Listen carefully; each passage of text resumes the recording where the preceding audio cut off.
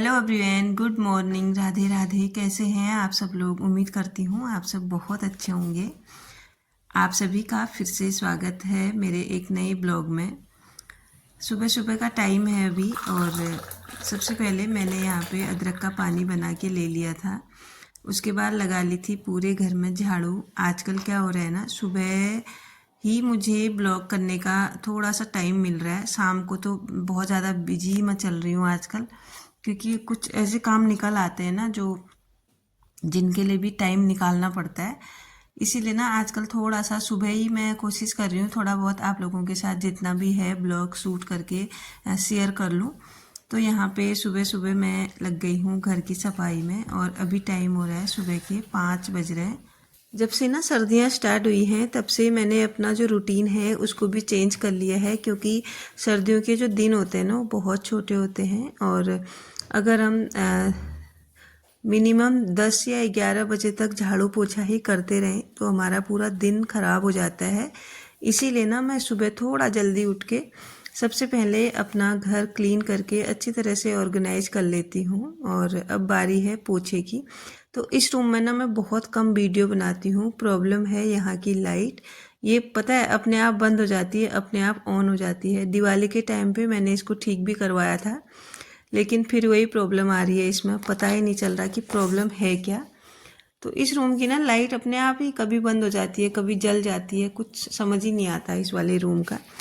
तो बस इसी कारण से ना इस रूम में मैं बहुत कम वीडियो शूट करती हूँ। ये ना पता नहीं आजकल ही कुछ हो रहा है, पहले से ऐसी कुछ नहीं था। पिछले साल भी हुआ था सर्दियों के टाइम पे, और इस साल और होने लग गया है।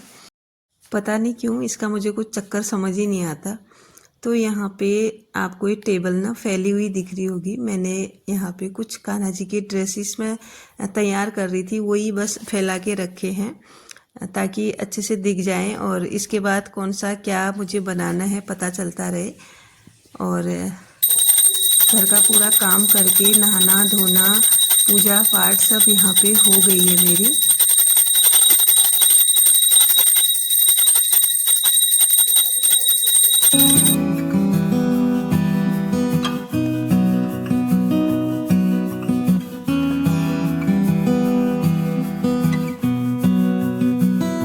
तुलसी जी को भी जल चढ़ा लिया है, और बाहर बहुत अच्छी सी धूप खिली हुई है।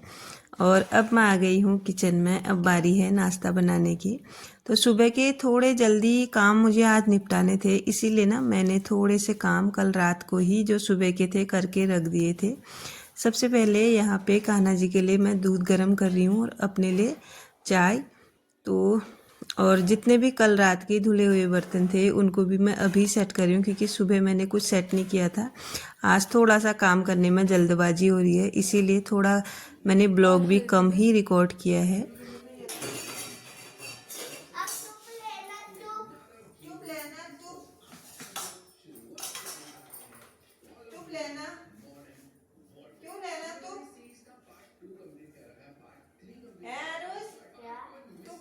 बच्चे भी उठ गए हैं, और आरुष आजकल सुबह सुबह लगा दे रहा है टीवी उठ के, क्योंकि घर में है ना तो बोर हो जाता है। और यहाँ पे मेरी तैयारी हो गई है नाश्ते की।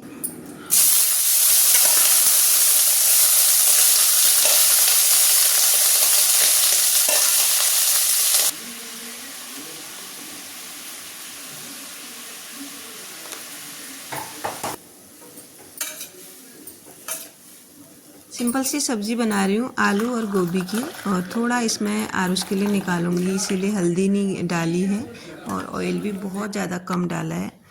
तो कल रात को ही ना मैंने क्या किया, जो आलू और गोभी है उसको कट करके रख लिया, गोभी को बॉईल करके भी रख लिया है।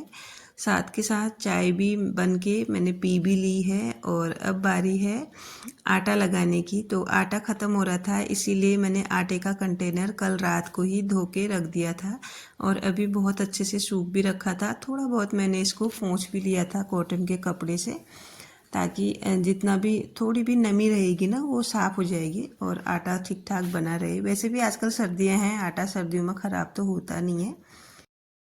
नाश्ता मैंने बना लिया है, पूर्वी के लिए पैक भी कर दिया। फ़िलहाल के लिए आरुष घर में ही है, और आज थोड़ा सा ना ब्लॉग जल्दबाजी में शूट मैंने किया है, क्योंकि मुझे ना थोड़ा हॉस्पिटल जाना है आरुष को लेके। थोड़े बहुत टेस्ट उसके रह गए हैं, फिर से कराने हैं। तो यहाँ पे पूर्वी भी लगभग रेडी हो गई है और रह गए हैं उसके बाल बनाने। तो पूर्वी के बाल यहाँ पे मैंने बना लिए थे और अभी टाइम था थोड़ा सा पूर्वी के स्कूल जाने में। और साथ के साथ ना पूर्वी जब रेडी हुई उसी के साथ मैंने आरुष को भी रेडी कर दिया। तो जल्दी निकलेंगे सोचा था कि 8:30 बजे तक मैं निकल जाऊंगी और निकल भी गई थी।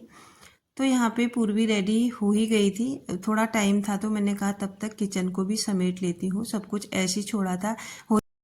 और हाँ, आज ना कान्हा जी को भी भोग लगा दिया है, बस मैंने रिकॉर्ड नहीं किया, यही है ऑफ कैमरा भोग लगा दिया था मैंने उनको। और इसके बाद था किचन समेटना, क्योंकि पूर्वी को ना थोड़ा सा जल्दबाजी हो जाती है, टाइम तो अभी बहुत है लेकिन कभी कभार होता है ना बस थोड़ा जल्दी आ जाती है, तो इसी चक्कर में थोड़ा 10-5 मिनट पहले से रेडी होके रहना पड़ता है। तो यहाँ पे पूर्वी रेडी तो है लेकिन मैंने कहा जब तक बस नहीं आती है तब तक मैं 2-4 काम और निपटा लेती हूँ अपने।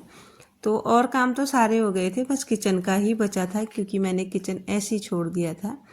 और थोड़ी सी यहाँ पे सब्जी बची है, इसको मैं रखने वाली हूँ फ्रिज में ताकि बाद के काम आ जाए हमारे शाम के टाइम पे। अभी तो बहुत ज़्यादा है ये, अभी के लिए थोड़ा मैं भी खाऊंगी तो फिर भी बहुत ज़्यादा है। तो यहाँ पे फटाफट से मैंने किचन क्लीन कर लिया था और आप देखेंगे गैस स्टोव इतना ज़्यादा गर्म है कि मैंने इसमें ना जैसी सफाई स्टार्ट की तो धुआं उठने लगा। मुझे ना एक शॉपकीपर भैया थे बर्तन वाले, उनसे पता चला कि जो ये गैस स्टोव होता है ना इसको थोड़ा सा ठंडा होने देना चाहिए सफाई के लिए, क्योंकि जो ये ग्लास होती है ना गर्म रहती है और अगर हम इसमें ना गीला कोई भी कपड़ा लगाते हैं ना चटकने का डर रहता है। तो तब से ना मैं थोड़ा सा इसको ठंडा ही होने देती हूँ फिर जाके साफ़ करती हूँ। बट मैंने आज ना इसको गरम गरम ही साफ़ कर दिया है क्योंकि आज थोड़ी सी जल्दबाजी मुझे हो रही है। मैं चाहती हूँ कि घर को ना पूरा क्लीन करके मैं जाऊँ और जब मैं वापस आऊँ ना थकी हारी घर आऊँ, मेरे लिए कोई काम ना रहे घर में, थोड़ा सा आके रिलैक्स फील करूँ। अगर आप कहीं इधर उधर जाते हैं ना फिर थक हार के घर आते हैं ना, अगर आपको घर ना सही हालत में दिखता है, ऑर्गेनाइज क्लीन दिखता है ना, तब बहुत अच्छा लगता है। हाँ, अगर कुछ कपड़े पड़े हैं जहाँ तहाँ या फिर कुछ बर्तन सिंक में पड़े हैं जिनको हम ऐसे छोड़ छाड़ के चले जाते हैं, किचन गंदा है, घर गंदा है और हम कहीं से आ रहे हैं ना, तो वो चीज़ ना बहुत बुरी लगती है, इरिटेट करती है हमको। तो इसी चक्कर में ना मैं जहाँ भी जाती हूँ फटाफट से जब भी जाती हूँ घर को क्लीन करके ही जाती हूँ।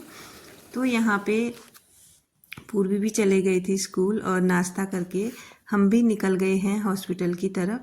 तो ये है रास्ते का व्यू और सुबह सुबह ना इतनी अच्छी धूप आई थी, बहुत ज़्यादा अच्छी, और अच्छा भी लग रहा था।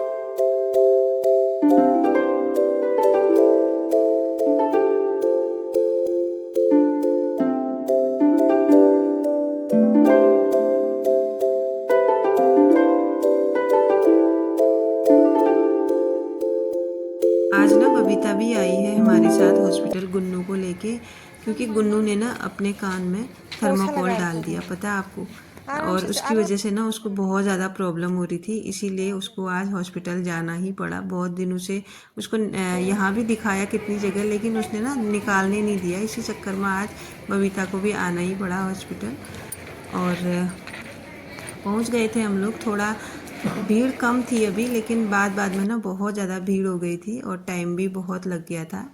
तो आज का ब्लॉग इतना ही रखती हूँ, फिर मिलती हूँ आपको, तब तक के लिए बाय बाय एवरीवन।